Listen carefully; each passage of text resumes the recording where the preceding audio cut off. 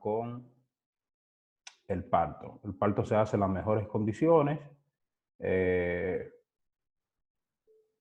y no hay complicaciones. Todo chilling, todo bien. ¿Okay? En el trabajo de parto, entonces, vamos a hablar del trabajo de parto y mencionarlo o definirlo como un conjunto de fenómenos fisiológicos, anatómicos y mecánicos que tienen como objetivo la salida de un feto viable a través de los genitales maternos. Cuando hablamos de viabilidad, equivale a lo que ustedes han visto en otras definiciones que menciona la edad gestacional y que también menciona la longitud cefalocaudal del feto. Cuando hablamos y del peso del producto. Cuando hablamos de esos tres parámetros, nos vamos a referir a un feto viable, aquel que sobrepasa las 20 semanas, que pesa más de 500 gramos y que tiene una longitud cefalocaudal mayor a 25 centímetros. Todos están habilitados para abrir su micrófono y hacer cualquier pregunta. Me pueden detener, créanlo, ¿eh? Me detienen, cualquier duda que haya, y si ven que voy muy rápido, doctor, vaya más suave, yo con gusto me detengo. Hablando de nomenclatura obstétrica o de colocación fetal, tenemos que conocer estos parámetros que están acá. Tenemos que saber qué es posición, y la posición se va a definir como la relación que guarda el dorso del feto con el lado izquierdo y derecho de la madre. Y a eso es lo que le vamos a llamar posición, y habrán dos tipos de posiciones, entonces, derecha o izquierda. Presentación. La presentación no es más que la parte del feto que ocupa el estrecho superior de la pelvis y que puede desencadenar por sí mismo una labor de parto. Situación. La situación es la relación que guarda el eje longitudinal del feto, el eje longitudinal de la madre y el eje longitudinal del ovoide uterino. Habrán tres tipos o dos tipos de situación. Profe, ¿Sí? permi profe, permiso, una pregunta. La situación, Ujú.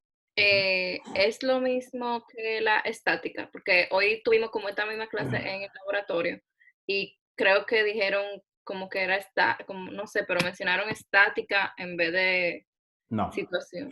no. La situación se define como es. Dos tipos de situación, longitudinal o transversa. Bueno, se puede agregar una tercera que es la oblicua.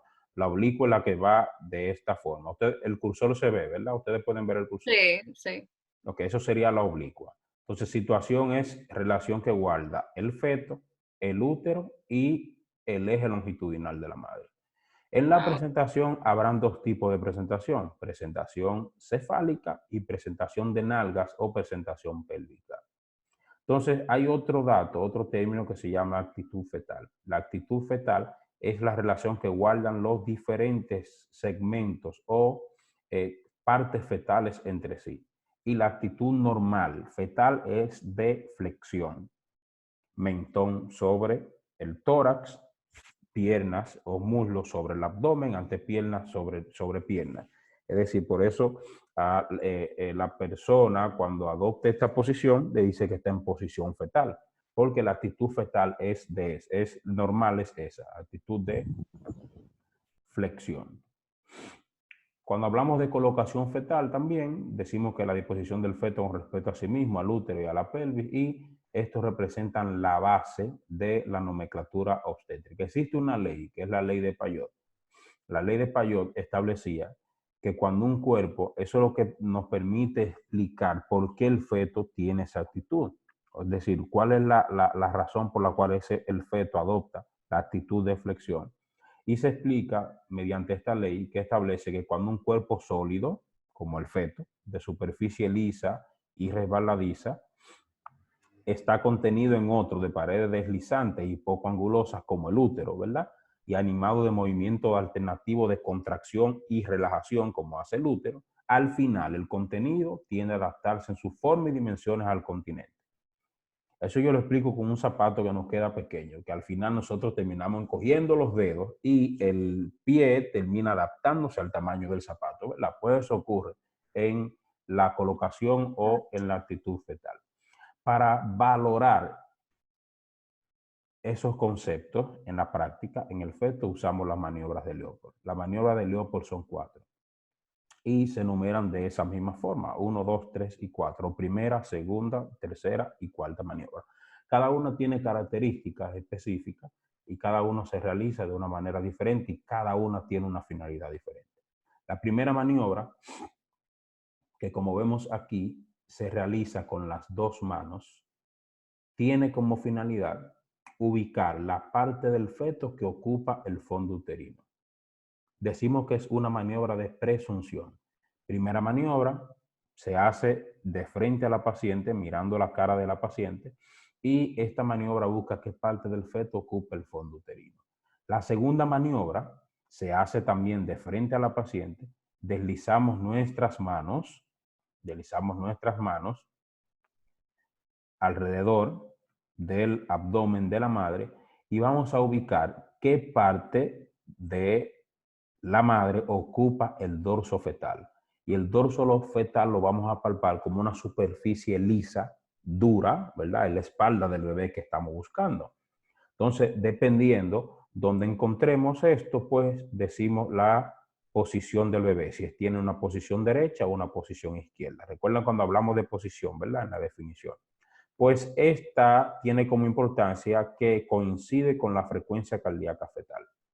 Es decir, vamos a encontrar, como vemos acá, un lado que blando, como un hueco, porque no tenemos una superficie lisa, que sería el dorso fetal que palpamos con esta madre. Hasta ahí seguimos viendo la madre de frente y hasta ahí seguimos usando las dos manos para la maniobra del Leopold. La Doctor, para la tercera, primera maniobra, sí, para la primera, ¿qué finalidad? No lo escuché bien. o ubicar qué parte del feto ocupa el fondo uterino. Y Doctora, y es una maniobra de presunción. ¿a qué se refiere cuando dice en la segunda maniobra que coincide con la frecuencia cardíaca fetal? Porque si queremos auscultar la frecuencia cardíaca fetal, hacemos la segunda maniobra y donde esté el dorso fetal, ahí ponemos el estetoscopio y vamos a escuchar la frecuencia cardíaca. Ok. La tercera maniobra tiene como particularidad que es la única maniobra que se realiza con una mano. Y recuerden que la primera maniobra era de presunción, pues esta tercera maniobra es una maniobra de confirmación. ¿Qué vamos a buscar en la tercera maniobra? Presentación fetal. Y vamos a encontrar, si me pueden mirar, vamos a encontrar el peloteo de la cabeza cuando usamos esta mano, ¿verdad? Vamos a buscar por encima de la sínfisis del pubis. Si pelotea, quiere decir que hay una cabeza ahí, ¿verdad? Entonces, si yo siento una cabeza, estoy confirmando lo que presumí con la primera maniobra. Me explico. Con la primera maniobra yo palpo las nalgas del bebé o las extremidades y presumo que el bebé está cefálico. Porque si los pies están arriba, se supone que la cabeza está abajo, ¿verdad? Cuando realizo la tercera maniobra, pues entonces confirmo que está en una presentación cefálica. ¿Entendieron esa parte? Sí. Entonces, la cuarta maniobra tiene como particularidad que es la única maniobra que se realiza de espalda a la paciente. Estoy frente a la paciente. Cuando voy a realizar la cuarta maniobra, le doy la espalda a la paciente y con ambas manos voy a palpar el reborde pélvico tratando de que mis manos se unan. Es decir, por encima de la sínfisis del pubis trato de juntar mis manos. Si mis manos no se unen, es porque algo está chocando con mis manos. Eso quiere decir que el bebé está encajado. La cuarta maniobra busca encajamiento. Porque si mis manos se unen, se supone que la cabeza del feto no está ahí descendida, no está encajado, sino que está libre, porque nada impide que mis manos se junten. ¿Entendieron? Tal como se ve en la gráfica, ¿ok? O sea, doctor, que por ejemplo con la primera maniobra y la tercera podemos, qué sé yo, si el bebé tiene una presentación pélvica, podemos ya confirmarlo o tempranamente. Con la tercera maniobra, sí, claro. Ah, ok. El bebé puede rotar, ¿eh? El bebé puede Ajá. rotar y recuerden, el útero se hace extrauterino, sale de la pelvis a las 12 semanas. Por lo tanto, no vas a poder evaluar por medio de la maniobra de Leopold, sino hasta después de la segunda mitad del embarazo, cuando tienes un bebé con un tamaño adecuado o tiene una altura uterina que generalmente sobrepasa los 20 centímetros o la cicatriz umbilical. Una pregunta, doctor. ¿Estas maniobras son las mismas cuando el embarazo es múltiple? Sí, es lo mismo. Es lo mismo. Sí, las maniobras de Leopold no varían. Y no necesariamente tienen que hacerse en el orden en el que se definen. ¿Eh? Eso va a depender del médico. Muchos comienzan con la tercera, luego hacen la segunda, luego la primera, luego la cuarta. Eso puede variar. Doctor, Gracias. una pregunta. Sí, Yo no voy por ahí. De esas 4 maniobras, ¿hay alguna que usted considere la más importante? ¿De las 4? Sí. Bueno, la segunda y la tercera. La tercera que es de confirmación y la segunda para saber... Sí, la tercera que te permite asegurar la presentación. Y la segunda porque me va a permitir ocultar la frecuencia cardíaca fetal. Entonces, hablamos del parto. El parto, la definición del parto está contenida en la definición del trabajo de parto. Que el parto es la expulsión de un feto a través de los genitales externos viable, es decir, un peso mayor de 500 gramos, más de 20 semanas de gestación y una longitud cefalocaudal o coronilla rabadilla mayor a 25 centímetros. El trabajo de parto es todo lo que se produce todo lo que se produce o todo lo que pasa para que se produzca un parto, valga la redundancia. Si todo lo que ocurre para que se produzca esa expulsión, eso es lo que se llama trabajo de parto. ¿Ok? Entonces, el parto lo vamos a evaluar para estudiarlo, tenemos que verlo como un fenómeno biomecánico donde hay un motor animado por contracciones uterinas, que es el útero, un móvil, que es el feto, y un canal duro revestido por uno blando, que es el canal pélvico o el canal del parto. El trabajo de parto va a tener 3 periodos. Se va a dividir en 3 periodos. El primer periodo, que es borramiento y dilatación. Segundo periodo, que es la expulsión del feto. Y el tercer periodo, que es el alumbramiento o la salida de la placenta y sus anexos. El borramiento y la dilatación, el borramiento no es más que la unión del orificio cervical externo con el orificio cervical interno. El cervix tiene 2 orificios, un externo y un interno. El cervix tiene una composición, 90% fibra de colágeno, 10% fibras musculares lisas. Para que se pueda producir la unión del orificio cervical externo con el orificio cervical interno, tienen que disociarse esas fibras de colágeno. Tanto, el borramiento no es más que eso. El acortamiento del cervix, ¿verdad? O la unión del orificio cervical externo con el orificio cervical interno, y la dilatación es la apertura de ese orificio. La expulsión es la salida del feto y alumbramiento es la salida de la placenta y sus anexos. Esos fenómenos que ocurren en el trabajo de parto, recuerden, la definición de trabajo de parto, conjunto de fenómenos, ¿verdad? O conjunto de fenómenos fisiológicos, anatómicos y mecánicos. Esos fenómenos se dividen en 2. Tenemos los fenómenos activos y los fenómenos pasivos. ¿Cuáles son los fenómenos activos? Los que producen actividad, es decir, las contracciones uterinas y los pujos. Los fenómenos pasivos son las consecuencias de los activos. Recuerden los 3 componentes del fenómeno biomecánico: útero, feto y canal del parto. Todo lo que produzcan los fenómenos activos en esos 3 elementos se van a llamar fenómenos pasivos, como la ampliación del segmento inferior, la expulsión de los limos, la formación de la bolsa de las aguas, la ampliación del canal del parto, los fenómenos plásticos del feto, es decir, los movimientos cardinales, flexión, rotación interna, rotación externa, extensión, expulsión. Todo eso pertenece a lo que se llaman fenómenos pasivos del trabajo de parto.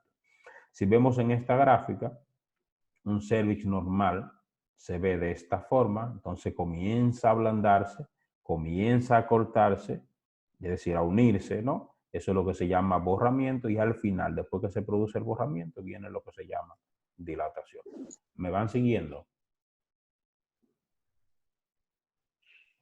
¿Me Sí, van doctor. siguiendo? Si voy muy rápido me lo dicen, que yo no quiero, yo tengo 2 horas para hablarle de eso a ustedes. Continuando con los fenómenos activos, cuando hablamos de cómo registramos esas contracciones, entonces, las contracciones uterinas, existen 2 formas de registrarlas. Está mediante la medición de la presión intrauterina, hay métodos internos, se introduce un catéter que tiene una fusión de dinamómetro, ese evalúa, recuerden que ahí hay líquido, entonces ese catéter va a evaluar el aumento de presión intrauterina o los cambios de la presión intrauterina. Es más objetivo. O existe registro, que son métodos externos, debido a los cambios de la dureza del útero. Es decir, lo que hacemos por palpación. ¿Algunos de ustedes han visto haciendo un patrón contráctil? ¿Cómo hacemos un patrón contráctil? Simplemente por palpación valoramos cuando el útero se pone duro o cuando el útero se relaja. Cuando el útero se pone duro, como una leña, consistencia leñosa, como dicen los textos, ahí hablamos de que hay una contracción. Y la contracción se va a valorar dependiendo de su duración.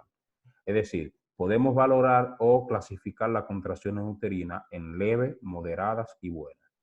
Las leves son las que duran cerca de 20 segundos, las moderadas de 20 a 40 segundos y las buenas mayor de 40 segundos. Esas contracciones necesitan características o tienen ciertos conceptos que hay que dominar. El tono... Permiso, profesor. Sí, lo escucho. Las contracciones buenas por encima de 40 segundos, pero lo normal es que duren menos de un minuto, ¿cierto? O sea, de 40 a un minuto. Sí, claro. Cuando sobrepasa los 60 segundos, o sea, el minuto ya, estamos hablando de una alteración en la contractilidad. Podemos pensar entonces en una hiperdinamia o en una hipersistolia, que traen problemas como quiera. Pudiéramos pensar en el riesgo de una ruptura uterina, pudiéramos pensar en la producción de un sufrimiento fetal, porque a medida que el útero se contrae también se reduce el intercambio feto-materno, es decir, el flujo sanguíneo que va hacia el feto se puede interrumpir y por lo tanto puede dar al traste con sufrimiento fetal. El tono lo vamos a definir como la contracción o la presión más baja registrada durante las contracciones. La intensidad se define la intensidad como el aumento de presión intrauterina causada por las contracciones. Frecuencia. Siempre que se habla de frecuencia, tiene que pensar en el número de veces que ocurre un evento en un tiempo determinado. Por lo tanto, frecuencia es el número de contracciones valoradas en 10 minutos. El patrón contráctil que hacen. Hazle un patrón a esa mujer que le dicen a ustedes en los hospitales, eso es midiendo frecuencia uterina. El intervalo, que también se refiere al tiempo, el intervalo es el tiempo que transcurre entre una contracción y otra. Y recuerden que el útero tiene periodos de contracción y relajación. El periodo que dura el útero entre una contracción, relajado, y otra contracción, a eso es lo que se va a llamar intervalo. Y el intervalo es inversamente proporcional a la frecuencia. A mayor frecuencia, menor intervalo, y a mayor intervalo, menor frecuencia. La actividad uterina es el resultado de la intensidad por la frecuencia y que se registra o se mide, se expresa en milímetros de mercurio o unidades de Montevideo. Vamos a tener 3 tipos de contracciones. Tenemos una tipo A o contracciones de Álvarez, que son contracciones que ocurren en las primeras semanas de gestación. Son contracciones que no son perceptibles, son contracciones que se dice que ocurren para nutrir al feto, tienen una intensidad de 2 a 4 milímetros de mercurio, están confinadas a pequeñas zonas o partes del útero y es lo que hace que sean imperceptibles. También tenemos la tipo B o contracciones de Braxton-Hicks. Estas son unas contracciones que sí son perceptibles, pero porque tienen una mayor intensidad. Fíjense que las contracciones tipo A o de Álvarez tienen una intensidad de 2 a 4 milímetros de mercurio y las tipo B de Braxton Hicks tienen unas contracciones de 10 a 15 milímetros de mercurio. Eso es lo que hace que sean perceptibles las contracciones de Braxton Hicks. Y además de que están confinadas, abarcan un área mayor del útero y producen un endurecimiento que generalmente es indoloro. No le produce dolor a la paciente, pero sí son perceptibles, tanto por la madre como por el médico. Son las pasaditas que refiere la mujer. Generalmente la contracción, Doctor, ¿sí? perdón, una pregunta. ¿Esas son las contracciones que le dicen contracciones falsas? No, no. Ok. Más adelante te voy a decir qué pasa con las contracciones falsas. Las contracciones de Braxton Hicks no son falsas Ok, porque se gracias. ocurre. Lo que el término de falso se aplica en falso trabajo de parto, de parto falso. Son contracciones que ocurren pero no producen modificaciones cervicales. Las contracciones de Braxton Hicks comienzan a aparecer después de las 30 semanas. Otro nombre con el que se conocen las contracciones tipo B de Braxton Hicks son contracciones del preparto, porque se dice que son unas contracciones que preparan a la mujer para el parto. Entonces, cuando hablamos de trabajo de parto falso, son contracciones que ocurren al final de la gestación, sí, pero no producen modificaciones cervicales, aunque tengan la intensidad suficiente como para producirlas. Braxton Hicks tiene una característica fundamental. Se pueden percibir, pueden abarcar mayores partes del útero, pero no producen modificaciones cervicales. Cuando las contracciones uterinas producen modificaciones cervicales, entonces reciben otra denominación. Y ahí aparece una tercera o un tercer tipo de contracciones uterinas, que son las contracciones de Pinar. Las contracciones de Pinar pueden ser fisiológicas o patológicas. Fisiológicas, ¿por qué? Porque ocurren en un embarazo a término, entiéndase, entre 37 y 41 semanas, hay un descenso de progesterona, viene un componente hormonal, existe la prostaglandina, llega la oxitocina y comienza a producirse contracciones uterinas de manera fisiológica para permitir la expulsión del feto, para que ocurra el parto. Hasta ahí son bien, son fisiológicas. Se convierten en patológicas cuando ocurren antes del término, cuando ocurren en un embarazo pretérmino, antes de las 37 semanas, porque siempre habrá una causa que la produce, o sea, deshidratación, o sea, una infección, o sea, cualquier otra cosa que produzca la contracción uterina antes de tiempo. Se llaman contracciones de Pinar. Dentro de todo el Gracias. trabajo, dentro de todo el trabajo de parto, dentro de todo el embarazo, esas características de las contracciones van a tener variaciones. Por ejemplo, durante todo el embarazo, el tono tiene una intensidad de 3 a 8 milímetros de mercurio, es lo que mide. El tono normal sería ese. La actividad uterina será menos de 20 unidades de Montevideo. En el preparto hay un aumento de la actividad uterina y el preparto se define como la actividad uterina creciente correspondiente a las últimas semanas de gestación. Cuando comienza Doctor, el parto, ¿sí? doctor, una pregunta. Actividad uterina dijimos que es intensidad sobre frecuencia, ¿verdad? Por frecuencia, es Ah, una ahora. multiplicación, Ok, sí. gracias. Cuando comienza el parto inicia cuando hay una dilatación cervical más allá de 2 centímetros. Ojo con el más allá de 2 centímetros, no es a los 2 centímetros, ¿eh? Más allá de 2 centímetros se acepta que inicia el trabajo de parto. Aquí habrá una intensidad de 28 milímetros de mercurio de las contracciones. La frecuencia de esas contracciones va a ser una frecuencia regular de 3 contracciones en 10 minutos y la actividad uterina de 85 unidades de Montevideo. Cuando hay un periodo de dilatación, o sea, cuando la dilatación avanza, la intensidad aumenta de 28 a 41 milímetros de mercurio, la frecuencia cardíaca, la frecuencia de las contracciones sobrepasa de los 4.2 contracciones en 10 minutos y la actividad uterina también aumenta a unos 187 unidades de Montevideo y el tono aumenta 2 milímetros de mercurio del tono normal. Es decir, vamos a encontrar un tono de 10 milímetros de mercurio. En el periodo expulsivo vamos a encontrar la mayor actividad uterina registrada durante todo el trabajo de parto. Una actividad uterina de 235 unidades de Montevideo, cerca de 5 contracciones de 10 minutos, una intensidad de 47 milímetros de mercurio y el tono se ubica en 12 milímetros de mercurio. ¿De qué va a depender esa velocidad de dilatación o de qué va a depender el trabajo de parto? De la posición de la madre. Cuando hablamos del concepto de parto humanizado, este abarca que la madre pudiera o debe elegir la posición en la que se encuentra más cómoda para parir. Y se ha visto que en posición vertical de cuclillas, como está esa mujer ahí, la contracción uterina tiene mayor eficacia dilatadora para dilatar el cervix y por lo tanto la duración del periodo de dilatación se acorta cerca de un 25%. Y el útero, el cervix no se dilata de manera uniforme como vemos acá, sino que la dilatación se ve gradualmente de esta manera. Por lo tanto, en esa posición que adapta la madre, se acorta ese periodo de dilatación en un 25%. ¿Ya lo encontraste? Yo, la respuesta. Ah, perdón. Seguimos con los fenómenos activos. ¿Y doctor, y qué tan frecuente, o sea, que la madre escoja esa posición? Bueno, eso influyen mucho elementos culturales. Por ejemplo, yo he visto que las pacientes extranjeras, las haitianas, por ejemplo, que es una población que uno ve, paren así. Y realmente el periodo expulsivo es más rápido, ¿eh? Y avanza más rápido. Gracias.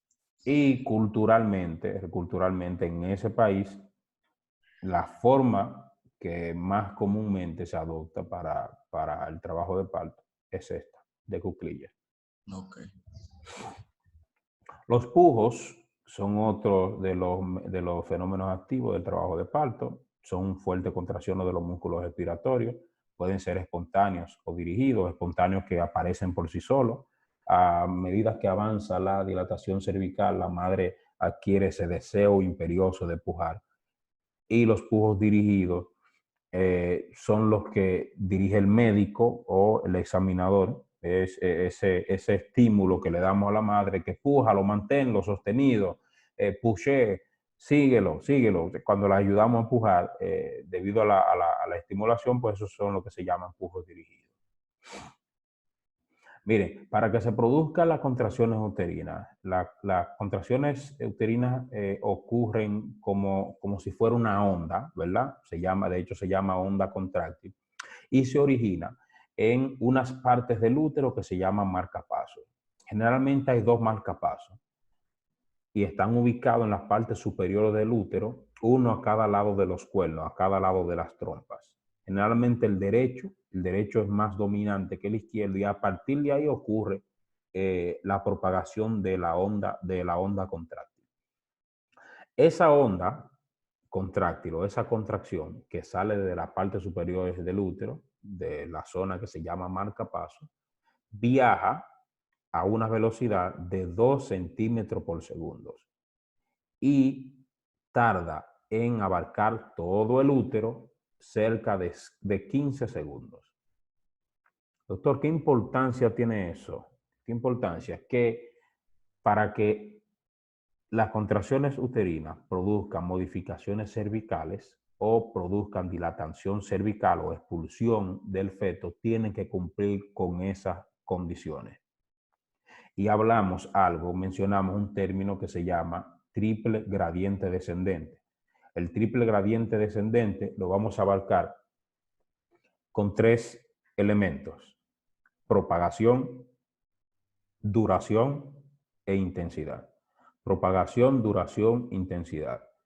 El triple gradiente descendente son 3 elementos, triple, ¿verdad? Gradiente descendente, que incluye una propagación de esa onda contráctil. Me explico. La onda contráctil tiene que salir de las partes superiores del útero hacia las partes inferiores. Por eso se llama propagación descendente. La duración de la fase sistólica de esa contracción tiene que ser mayor en las partes altas que en las partes bajas. Al igual que la intensidad tiene que ser mayor en las partes altas que en las partes bajas. ¿Por qué? Porque eso es un útero. El útero está tratando de exprimir, de expulsar un feto y es empujando lo que está. Por lo tanto, la intensidad y la fuerza de ese empuje tiene que ser mayor arriba que abajo. Imagínense que ustedes estén tratando de sacar un objeto empujándolo por un espacio, por una puerta. Si ustedes encuentran resistencia por donde lo quieren sacar, ya sea porque no cabe o ya sea porque el espacio es muy pequeño, no va a salir nunca porque tienen una resistencia ya. Por lo tanto, la fuerza de arriba propulsora, la que esté empujando, tiene que ser mayor que la fuerza que encuentre como resistencia. ¿Entendieron esa parte? Entonces, cuando hablamos de las funciones de las contracciones uterinas de los pujos durante el parto, sirven para preparar el canal del parto. El mecanismo de acción es que tiene que ver por la presión que ejerce en la bolsa de las aguas, por la tracción longitudinal ejercida por el cuerpo uterino. El cuerpo uterino está tratando de exprimir o de expulsar, de empujar un feto. Y para que todo eso ocurra, las contracciones tienen que cumplir con esto que se llaman características óptimas de una contracción, dentro de los cuales se incluye invadir todo el útero, es decir, esas contracciones que salen desde los marcapasos en las porciones superiores del útero tienen que invadir todo el útero. Y recuerden qué tiempo tarda una contracción en invadir todo el útero. Es una pregunta. 15 segundos. 15 segundos. Viaja a 2 centímetros por segundo, ¿verdad? Esa contracción debe poseer el triple gradiente descendente. Y lo que hablamos ahorita, ¿qué incluye el triple gradiente descendente? Propagación, duración e intensidad. Exacto. La intensidad de esas contracciones debe ser de 25 a 45 milímetros de mercurio. Y recuerden, aquí vamos. ¿Por qué la intensidad debe ser de 25 a 45 milímetros de mercurio? Porque es la intensidad necesaria para producir modificaciones cervicales. Recuérdense que Braxton Hicks, las contracciones de Braxton Hicks, que son perceptibles, tienen una intensidad de 10 a 15 milímetros de mercurio. Por eso es que no producen modificaciones cervicales. ¿Entendieron?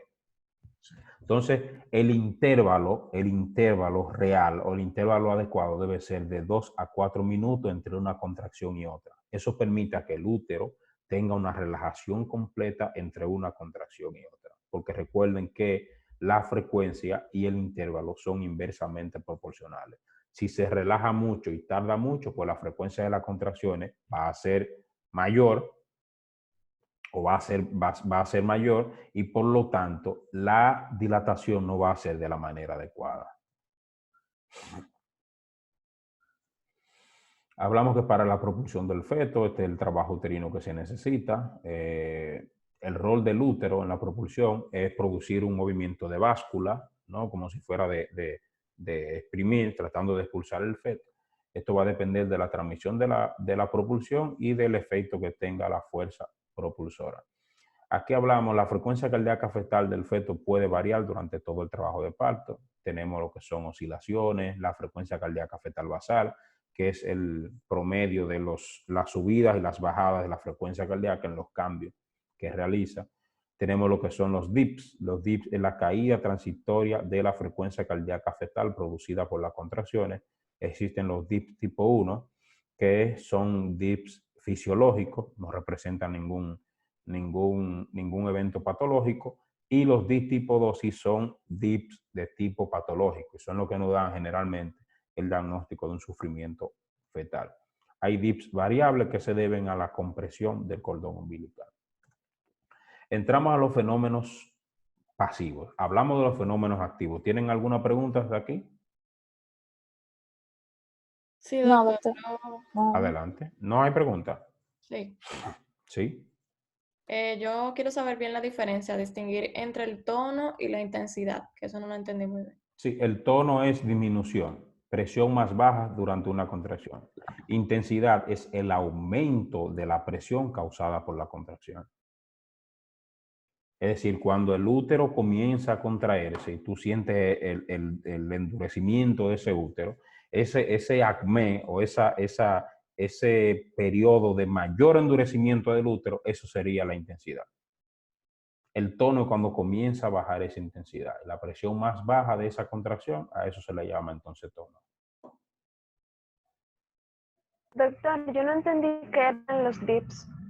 Los dips, debido a las contracciones uterinas, la frecuencia cardíaca del feto puede variar.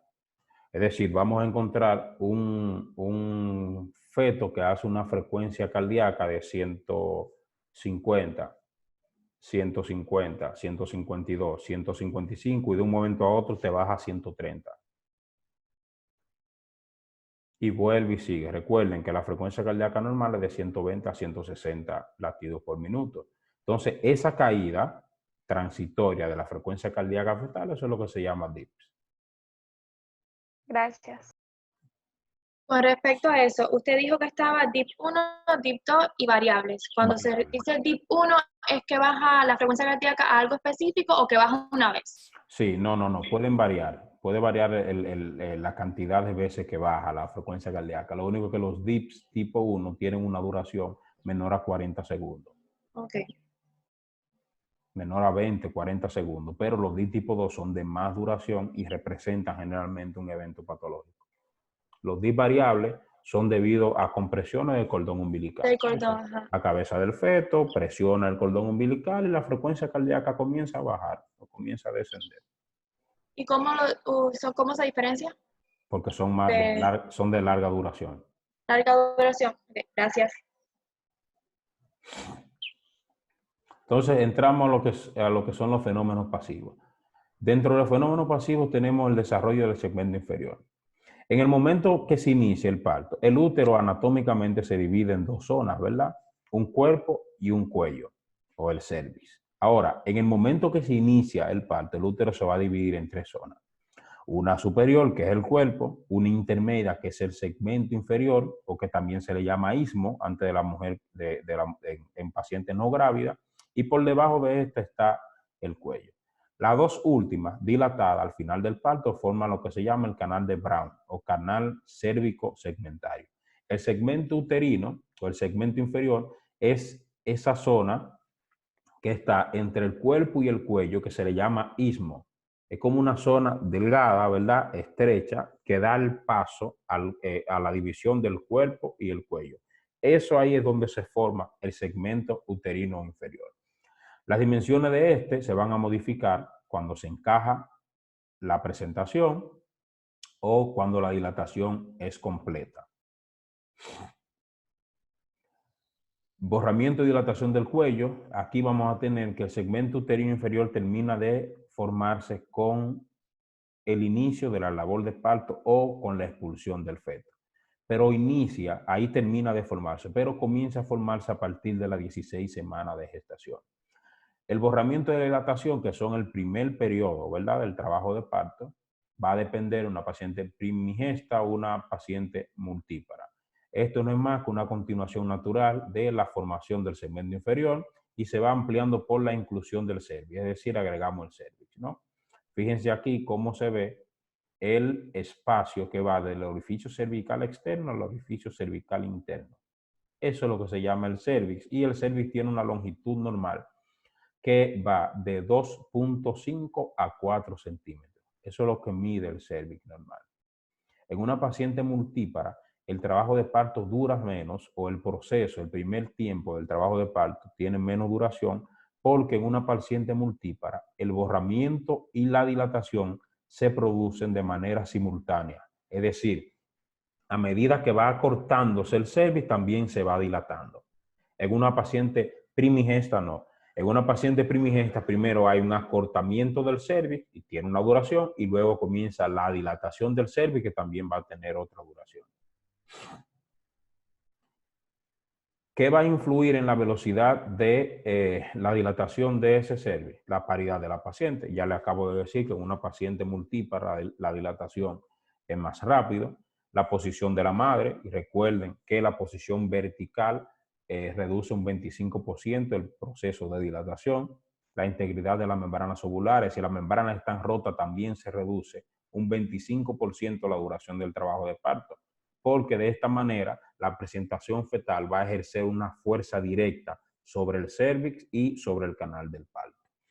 La variedad de posición y grado de flexión que tenga la cabeza, es decir, si tenemos un bebé bien flexionado, un cervix flexionado, directamente el occipucio o el ovoide cefálico va a hacer presión sobre el cervix o sobre el canal del parto. Va a depender también de si tenemos anestesia de conducción o general, si tenemos útero estimulante como oxitocina, por ejemplo, o si se le agregó útero inhibidores como el sulfato de magnesio. también de eso va a depender la velocidad de dilatación. ¿Cómo valoramos la dilatación cervical? La dilatación cervical la vamos a valorar por un tacto vaginal. ¿A alguien le gusta obstetricia de los que están aquí? No. Sí, yo. Sí. Sí, perfecto. Entonces, a quien le gusta obstetricia, bueno, ustedes que son médicos van a tener que hacer un tacto vaginal alguna vez. Mídanse sus 2 dedos, la longitud que tienen sus dedos desde acá hasta acá. ¿Ok? Generalmente un solo dedo tiene 1 centímetro. 2 dedos tiene cerca de 3 centímetros, 2.5 centímetros. Entonces, cuando hacemos un tacto vaginal, vamos a buscar el espacio. Imagínense que esto es un cervix, ¿verdad? Bueno, un cervix de multípara. Imaginémonos que esto es un cervix. Hacemos un tacto vaginal y vamos a introducir nuestros 2 dedos. Usted se midió sus dedos y miden 3 centímetros. Desde acá hasta acá, los 2 dedos, el mayor y el índice. Un dedo suyo, imaginemos que mide 1 centímetro. Si ubicamos el cervix, el orificio cervical, introducimos nuestros dedos y si me entran los 2 dedos, pues ya yo sé que ya tiene 3 centímetros porque eso es lo que mide mis dedos. Y solamente me entra uno, digo que tiene 1 centímetro. Si ese orificio está más abierto y con un tacto vaginal mis dedos me quedan flojos y necesito abrirlo, pues entonces puedo decir que la paciente tiene 4 centímetros. ¿Por qué? Los 3 que miden mis 2 dedos más el espacio que está aquí. Y así sucesivamente se va midiendo la dilatación cervical. Aquí vemos la dilatación de la inserción cervical en la cúpula vaginal. Ven cómo se ve antes del parto el cervix y ya mira cómo se ve aquí el cervix borrado. Ven que esa distancia que está desde aquí hasta acá ya se borró, ¿verdad? Ven lo corto que está aquí. Entonces, Sí. que se van uniendo para formarse, para comenzar la dilatación, ya que hay un borramiento completo. Y ahí no se puede determinar dónde inicia y dónde termina el cervix. Pero fíjense que el grado de dilatación no es tanto, ¿verdad? Aquí no, ya aquí vemos una dilatación completa. Y ese espacio que va desde aquí hasta la parte superior del cervix es lo que se llama canal cérvico segmentario o canal de Brown. La expulsión de los limos es otro componente de los fenómenos pasivos. Antes del parto o durante el embarazo, hay una sustancia mucosa espesa que está contenida en el canal cervical entre el orificio cervical externo y el orificio cervical interno. La expulsión de esa sustancia, que es una sustancia mucosa, espesa, de aspecto herrumbroso, con estrías sanguinolentas a veces, es lo que se llama tapón mucoso. Esto es un sinónimo de que el trabajo de parto ha iniciado, generalmente paciente primigesta. Doctor, ¿Sí? perdón, ¿eso es cuando dicen que la paciente rompió la fuente? No. Ah. Eso es cuando dicen que botó el tapón mucoso. Ok. El tapón mucoso es esa sustancia que está ahí, que está entre el orificio cervical externo y el interno, y que se expulsa cuando comienza a dilatarse. Cuando se dice que rompió fuente fue porque se rompieron las membranas ovulares y la paciente está botando líquido amniótico. La formación de la bolsa de las aguas, aquí vemos cómo las contracciones uterinas del trabajo de parto van a actuar sobre el polo inferior del feto, lo despegan de aquí y lo deslizan hacia abajo, como se ve aquí en este lado, ¿no? Ese polo con esa característica se denomina bolsa de las aguas. Entonces, la bolsa de las aguas es una bolsa que se forma ahí y que tiene una función dilatadora del cervix, esa es una de las funciones que tiene, y también la de lubricar el canal del parto. La bolsa de las aguas o las membranas ovulares, hay 2 formas de su ruptura. Existe una forma espontánea, ¿verdad? Y una forma producida manual, que es lo que se llama amnioresis. Existe un instrumento que se llama amniótomo, que con este podemos realizar una ruptura artificial de la bolsa de las aguas y que se acepta cuando ya hay un trabajo de parto en fase activa, es decir, más allá de 4 centímetros. Lo ideal de la dilatación para producir una ruptura artificial de la membrana o una amnioresis es cuando hay más de 6 centímetros. ¿Qué vamos a producir con esto? Vamos a producir una buena lubricación del canal del parto. Recuerden que la amnioresis reduce la duración del trabajo de parto en un 25%. A medida que se rompen las bolsas o las membranas, existe un reflejo de Ferguson que estimula la producción de oxitocina. Además de eso, vamos a producir que la cabeza fetal, como lo vemos acá, imagínense esas bolsas amnióticas que está íntegra, lo están viendo, ¿verdad? Esa cabeza está tratando de ejercer una función, pero está siendo amortiguada por esa membrana. Cuando hacemos la amnioresis, esa cabeza va a ejercer presión directa sobre el cervix o sobre el útero y por lo tanto va a facilitar el aumento en la velocidad de la dilatación. ¿Qué otra función tiene la amnioresis? Valorar la característica del líquido amniótico y podemos inclusive pensar en diagnosticar un sufrimiento fetal si encontramos meconio disuelto o diluido en el líquido amniótico cuando realizamos la amnioresis.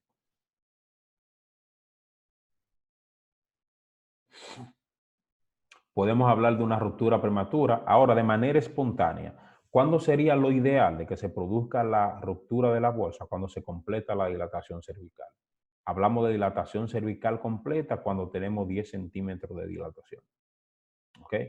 Cuando ocurre una ruptura,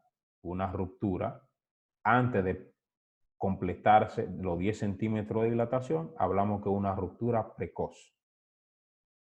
Cuando hablamos, ¿han escuchado mencionar el término ruptura prematura de membrana? Sí. Sí. Ok, la ruptura prematura de membranas es cuando ocurre la ruptura de las membranas antes de iniciarse el trabajo de parto, por lo menos una hora antes. Es esa mujer que tiene 36 semanas, que tiene 37 semanas, no está haciendo contracciones y se rompieron las membranas. Y tarda más de una hora en comenzar a darle contracciones. Eso se llama RPM o ruptura prematura de membrana. Cuando inicia la labor de parto y antes de los 10 centímetros, 3, 4, 5, 6, se rompen artificialmente, hablamos de una ruptura precoz. La ruptura tempestiva u oportuna de la membrana es cuando ocurre a los 10 centímetros de dilatación. ¿Entendieron esa parte? Sí, Sí. en el caso de la ruptura prematura, entonces, ¿eso sería una indicación para cesárea No. de emergencia o? No, es una indicación relativa de cesárea. La cesárea tiene dos tipos de indicaciones, absolutas y relativas. Absoluta es cuando no hay otra forma de desembarazar a la paciente que no sea por una cesárea. Por ejemplo, situación transversa, el bebé está transverso. ¿De qué forma va? No hay forma de que dé a luz vaginal si está así. Doctor, ¿una sí, presentación pélvica sería una relativa? sí, es relativa. Relativa. Pélvica es relativa. Rotura uterina. Doctor, una pregunta. Placenta previo oclusiva total. Es decir, el orificio cervical está ocluido por la placenta. ¿Alguna vez los miomas podrían ser indicaciones de cesárea? Siempre relativa. Si el mioma ocluye el canal del parto, sí. Inclusive la condilomatosis, si ocluyen el canal del parto, es una indicación absoluta. Okay. Entonces, relativa es cuando la cesárea es la mejor opción para el desembarazo. Absoluta es cuando la cesárea es la única opción. No sé si logran diferenciar de mejor opción y única opción. Mejor opción es que puede parir. El pélvico puede parir, no hay problema. La mujer puede dar a luz normal, vía vaginal. Pero hay complicaciones que cuando la valoras es mejor hacerle una cesárea que intentar el parto vaginal. Es una indicación relativa. Igual que los macrosómicos.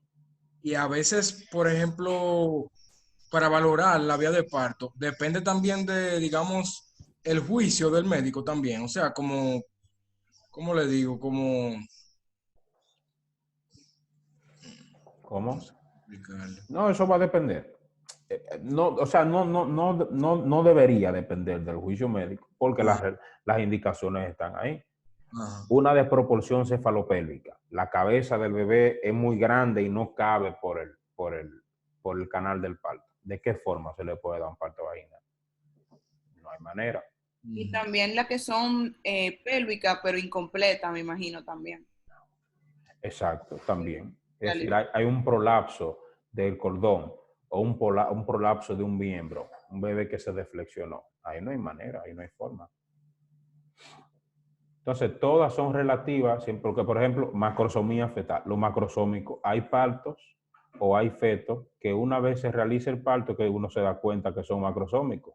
O sea, es macrosómico y parió y dio a luz normal por parto vaginal.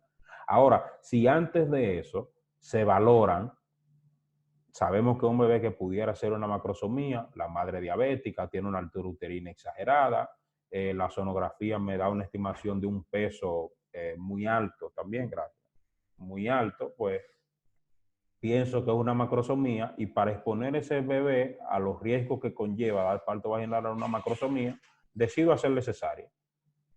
Pero no es que no paren, es que yo valoro riesgos, beneficios y me voy más por los beneficios de hacer una cesárea que los riesgos que voy a correr en caso de darle un parto vaginal. Seguimos. El líquido amniótico, bueno, la salida de este pudiera ser verdoso, de tono variado, va a indicar que hay meconio disuelto en él y significa que el feto ha sufrido temporalmente en algún momento durante el trabajo de parto. Si encontramos grumos negro verdoso o meconio espeso, eso es advertencia de hipoxia fetal. Si es de color rojo, en borra de vino, pensamos en un óbito fetal y que tiene ya muchas horas de muerte o de ovitado, ¿no? Y el color rojo puro debe hacerse pensar en el desgarro de algún vaso umbilical. Cuando hablamos de los fenómenos plásticos, son las deformaciones que sufre el feto y en especial la cabeza fetal en su pasaje por el canal del parto. Aquí podemos mencionar, por ejemplo, que el caput sucedáneo, lo que es el céfalohematoma. La diferencia de entre uno y otro es que el céfalohematoma incluye el periósteo y el caput sucedáneo solamente incluye el cuero cabelludo, la piel. Tenemos que mencionar los movimientos que realiza el feto para salir y se llaman movimientos cardinales del trabajo de parto. Los movimientos cardinales del trabajo de parto son 7. Apréndanselo de esa forma. Encajamiento, descenso, flexión, rotación interna, extensión, rotación externa y expulsión. Son 7, ¿verdad? Encajamiento, descenso, flexión, rotación externa, extensión, rotación interna y expulsión. Estos son movimientos que va realizando el feto adaptándose al canal del parto. Cuando el feto hace una flexión es para acortar los diámetros cefálicos y acomodarlo para que pueda pasar por el canal del parto. Y estos movimientos se presentan de manera secuencial y inclusive se pueden presentar de manera simultánea. Es decir, no es que va uno, después el otro, no, se van dando al mismo tiempo y se dan tan rápido que muchas veces ni siquiera es posible precisar cuándo ocurre uno o cuándo ocurre el otro, pero se dan en ese orden. En el encajamiento, por ejemplo, es el mecanismo por el cual el diámetro biparietal del feto pasa a través del estrecho superior de la pelvis. Ese encajamiento debe mantener una distancia, Doctor, yo pudiera decir que el encajamiento y la coronación es lo mismo. Nunca. Nunca. Cuando hablamos de coronación o coronamiento, es cuando la cabeza o la presentación fetal se acerca al introito vaginal. Encajamiento es arriba. Encajamiento es cuando el diámetro biparietal atraviesa el estrecho superior de las pelvis. Es como ponerse en el espacio superior de las pelvis para comenzar a descender. Entonces, ese diámetro biparietal debe mantener una distancia equidistante de la sínfisis del pubis y del promontorio sacro. Esa distancia es lo que se llama sinclitismo. Cuando se pierde una de esas dos distancias, entonces hablamos de asinclitismo. Encontramos un asinclitismo anterior cuando la distancia que se pierde es la distancia que es cuando la cabeza fetal se dirige hacia el promontorio sacro, y tenemos asinclitismo posterior cuando la cabeza se dirige a la sínfisis del pubis. ¿Me puede decir de nuevo qué es sinclitismo, por favor? Sinclitismo es la relación equidistante que guarda la presentación fetal con la sínfisis del pubis o el promontorio sacro. Cuando se pierde esa distancia, es lo que se llama asinclitismo. Imaginémonos, promontorio sacro, sínfisis del pubis. La cabeza, para que pueda pasar, tiene que pasar a la misma distancia, ya sea del promontorio sacro o la sínfisis del pubis. Cuando se pierde esa distancia, pues entonces hablamos de asinclitismo. Si se dirige al promontorio sacro, hablamos de asinclitismo anterior, porque la distancia que se está perdiendo es la de la parte anterior, ¿verdad? Si se dirige hacia la sínfisis del pubis, pues entonces hablamos de asinclitismo posterior, porque la distancia que se está perdiendo es la del promontorio sacro. ¿Entendieron? Sí. Sí. Entonces, aquí hablamos, ¿no? Encajamiento, descenso en una multípara se da al mismo tiempo. El movimiento es el primer requisito para el nacimiento del recién nacido. Va a depender de la presión del líquido amniótico, de la contracción uterina, de los pujos y de la extensión del cuerpo fetal. Recuerden, ¿cuál es la actitud fetal normal? Es una pregunta que estoy haciendo. Flexión. Flexión, exactamente. ¿Qué es lo que pasa con la flexión? En la flexión, ese diámetro occipito frontal que está ahí es muy grande para que el bebé pueda pasar sin problema, para que se produzca o el bebé se mantenga sinclítico. Es decir, para que ese sinclitismo se mantenga, esto es muy grande. ¿Qué hace el bebé? Que cambia ese diámetro occipito frontal por occipito bregmático, porque es más pequeño. Y por eso adopta lo que se llama flexión, para cambiar ese diámetro y el bebé pueda mantener esa distancia. En la rotación interna ocurre lo mismo. Luego de la rotación interna, entonces, viene lo que se llama extensión. Luego de la extensión viene la rotación externa. Y luego de la rotación externa viene lo que se llama la expulsión del feto. Fíjense aquí cuando ocurre la expulsión.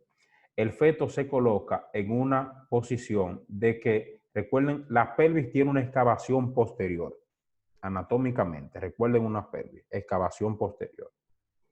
Por lo tanto, el diámetro que va desde esa excavación hasta la sínfisis del pubis es mayor. Ese bebé necesita espacio porque si trata de atravesar la pelvis de esta forma, su diámetro biacromial no lo va a dejar salir. Porque esa distancia o ese diámetro no es modificable. ¿Qué hace el bebé? El feto? El feto cambia a lo que se llama rotación externa para que este hombro se pueda enclavar en esa excavación pélvica y pueda salir el hombro anterior. Una vez sale el hombro anterior, pues entonces se expulsa y sale el hombro posterior sin ningún problema. Hasta ahí llegamos al segundo periodo del trabajo de parto, que es el periodo de expulsión. Seguimos con lo que se llama tercer periodo de trabajo de parto, que no es más que la salida de la placenta y sus anexos. Para la salida de la placenta y sus anexos, realizamos, una vez tenemos el bebé, ¿verdad? Extraemos el bebé, realizamos el pinzamiento del cordón umbilical, que debe hacerse de 3 a 5 minutos luego de la expulsión, o cuando desaparezcan los latidos funiculares o los latidos del cordón umbilical. Si la madre no es RH negativo, si la madre no es VIH positivo, es decir, si no tiene una condición que lo impida, se corta el cordón umbilical cuando deja de latir. Se pinza el cordón umbilical. Salió el hombro anterior, ¿verdad? Hacemos manejo activo, se pinza cordón umbilical. Para extraer la placenta o para facilitar la expulsión o la salida de la placenta, hacemos lo que se llama técnica de Brand-Andrews, que es una técnica de tracción contra tracción. Agarramos el cordón umbilical, hacemos tracción y por encima de la sínfisis del pubis con la otra mano, pues hacemos contratracción para evitar una inversión uterina, para evitar que el útero se invierta.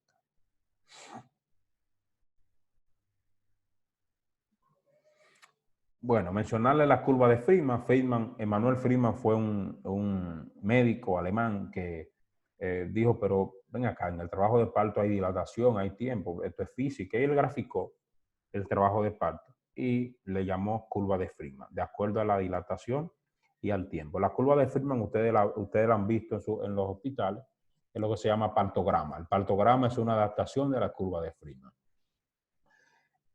La curva de Friedman la vamos a dividir en dos fases, una fase latente y una fase activa. La fase latente es aquella que va desde que inician las contracciones uterinas hasta los 4 centímetros de dilatación. Pudiera tener una duración de 8 horas o inclusive pudiera durar hasta semanas. Una mujer en una fase latente, haciendo contracciones pero sin dilatación, te puede durar hasta una hora. Hasta una semana.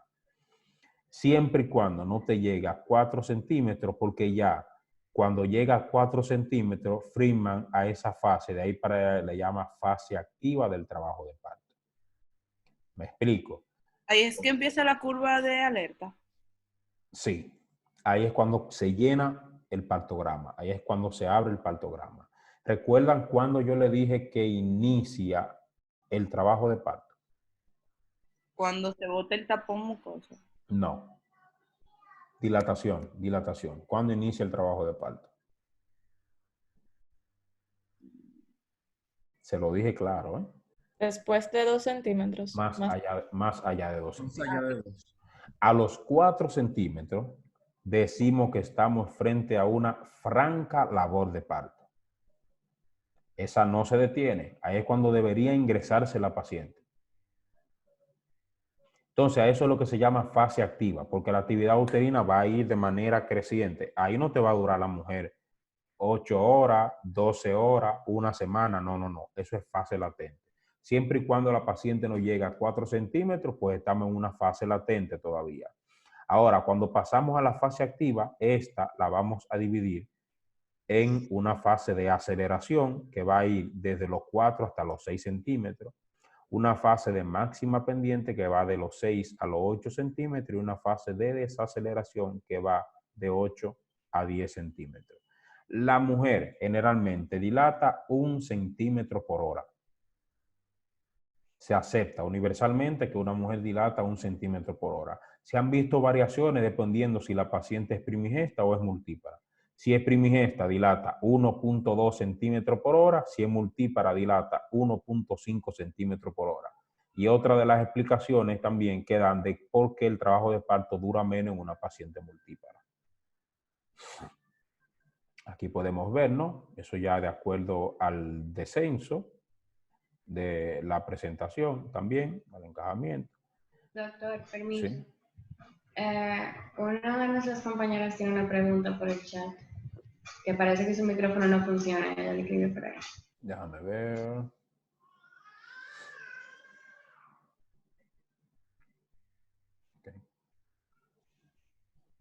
Él ya pregunta qué pasa si el útero se invierte cuando se está haciendo el Ok. Cuando ocurre la inversión uterina hay que hacer una restitución del útero. Cuando hablemos de hemorragia postparto o de manejo de código rojo obstétrico dentro de los traumas del parto, esa es una patología que se menciona ahí, que es la inversión uterina. Eso produce una contracción del útero o una afectación a los vasos uterinos que es imposible producir una contracción del útero y que frene el sangrado. Eso va a dar un sangrado que generalmente termina en una histerectomía obstétrica. Pero si se invierte, lo que hay es que revertirlo. Lo vamos a ver más adelante, ¿sí? Profe, ¿Sí? yo tengo una pregunta con eso de la placenta. Por ejemplo, si una mujer tiene el útero en retroversión, cuando se le aplica la maniobra en la tercera etapa, porque estaba hablando, se me olvidó el nombre de la maniobra, que es cuando se le pone la mano, Andrews. Ajá, para sacar la placenta. Mi pregunta es, si una mujer tiene el útero en retroversión, ¿esto varía? No, eso no varía en nada. Porque aunque el útero esté en retroversión es que está hacia atrás, ¿verdad? Eso no varía porque a medida que va produciéndose la dilatación cervical, ese útero va cambiando su posición. Doctor, yo había leído que no se debe, o sea, que no se debe hacer tracción al cordón, o sea, cuando se está haciendo alumbramiento por ese mismo riesgo, pero es entonces, es que no se debe hacer tracción sin hacer... Sin contratracción no se debe hacer. No se ok, debe ok, hacer. ok. Sigamos entonces. Aquí tenemos esta parte, ¿no? Que habla del descenso de la presentación. Mencionamos los planos de Hodge y estaciones de Dilley. Hay dos diferencias, una es una escuela española, otra una escuela inglesa, y básicamente se basan para ubicar el descenso de la presentación de acuerdo a su ubicación en la pelvis. Otra de las diferencias es que Hodge utiliza planos que están ya preestablecidos en la pelvis. Cualquier paciente, independientemente de si esté embarazada o no, va a tener un primer plano, un segundo plano, un tercer plano y un cuarto plano de Hodge. Ahora, para hablar de estaciones de Dilley, tenemos que tener una presentación ahí. Tenemos que tener una cabeza fetal y de acuerdo a la relación que tengo, a la distancia que esté, esa cabeza de las espinas isquiáticas, hablamos entonces de estaciones de Dilley. Las espinas corresponden a la estación 0. La cabeza que está por encima de las espinas está negativo. Si está a 1 centímetro por encima, -1. Si está a 2 centímetros, -2, y así sucesivamente. La cabeza que sobrepasa las espinas isquiáticas, entonces son positivos. Decimos 1 centímetro, pues a +1, +2, +3. Los planos de Hodge, generalmente el tercer plano equivale a la estación 0 de Dilley, como vemos acá. Por ejemplo, el primer plano de Hodge va desde el promontorio sacro hacia o atravesando el borde superior de la sínfisis del pubis.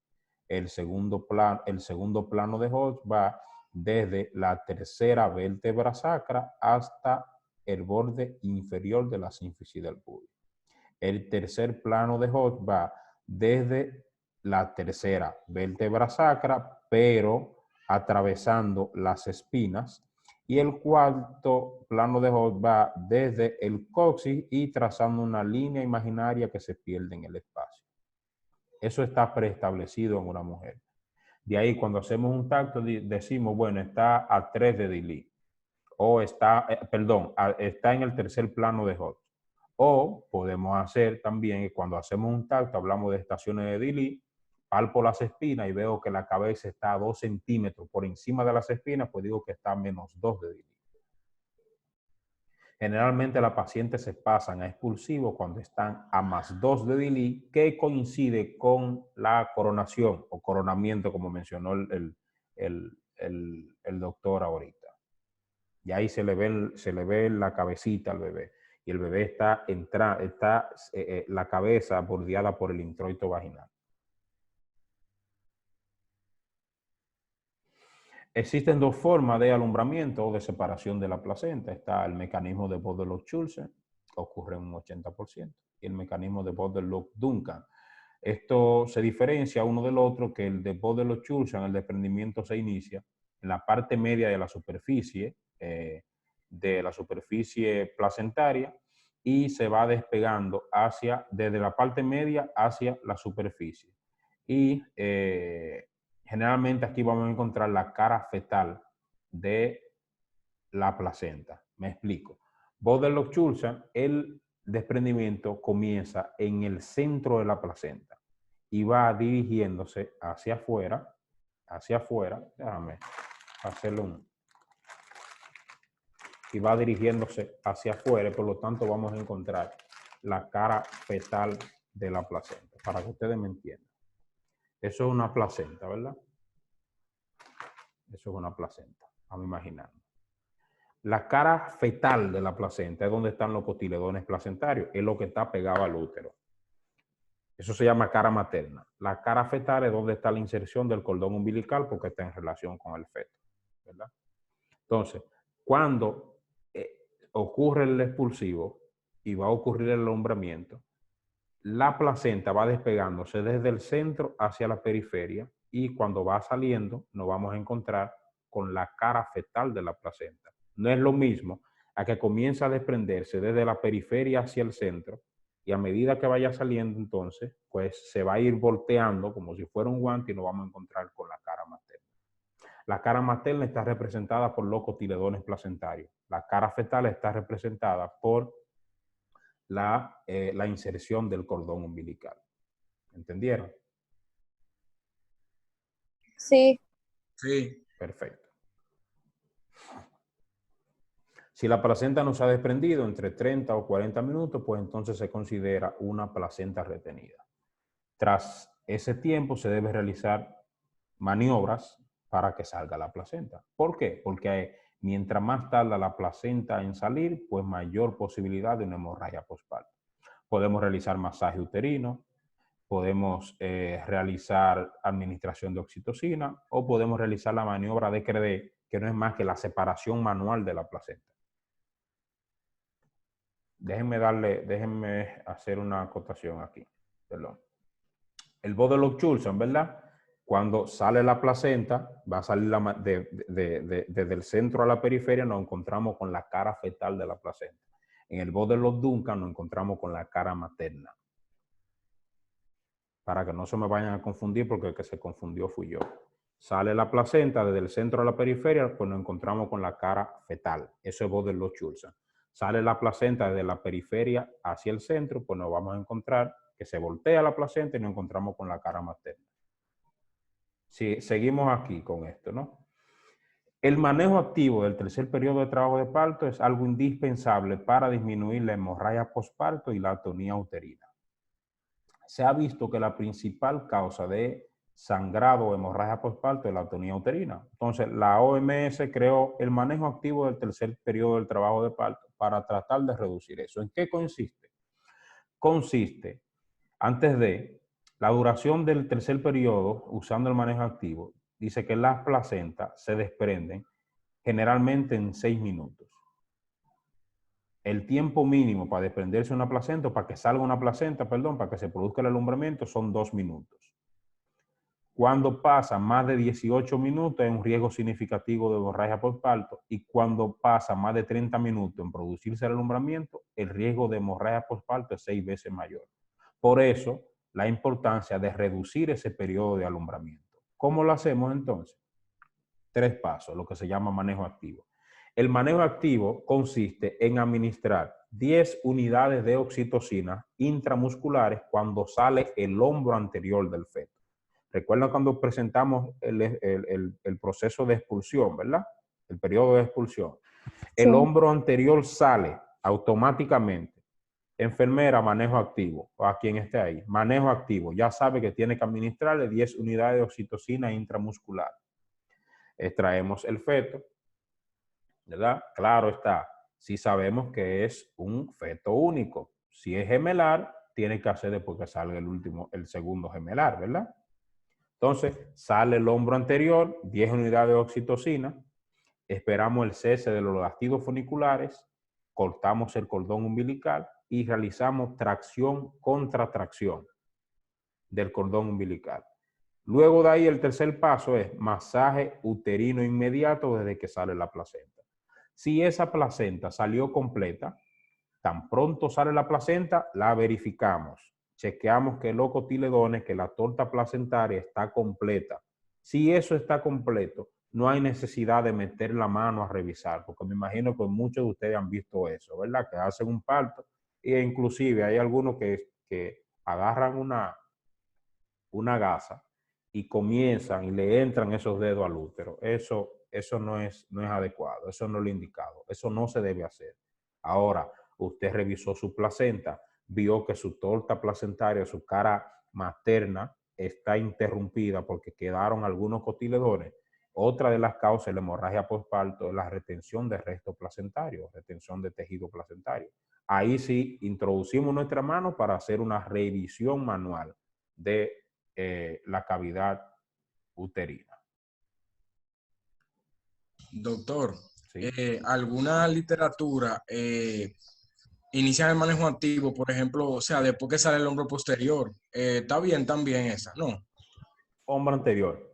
Algunos varían y dicen que es cuando se corta el cordón umbilical. Ajá, también. Pero no el hombro posterior, no. Hombro anterior, y otros hablan de cuando se corta el cordón umbilical. ¿Cuáles ventajas tiene el manejo activo? Disminuye la duración del tercer periodo y por lo tanto va a disminuir el riesgo de hemorragia postparto, por lo que ya expusimos, ¿verdad? ¿Cuáles son las desventajas? Requiere uso de oxitocina o insumo para inyección. Hay países que son tan pobres o centros que no tienen oxitocina, ni tienen jeringas. Necesita alguien que sepa manejar, es decir, necesita un asistente del parto, alguien adiestrado para que sepa lo que está ocurriendo, que sepa inyectar y que sepa que tiene que hacer tracción controlada del cordón umbilical. Al final, los beneficios superan los riesgos.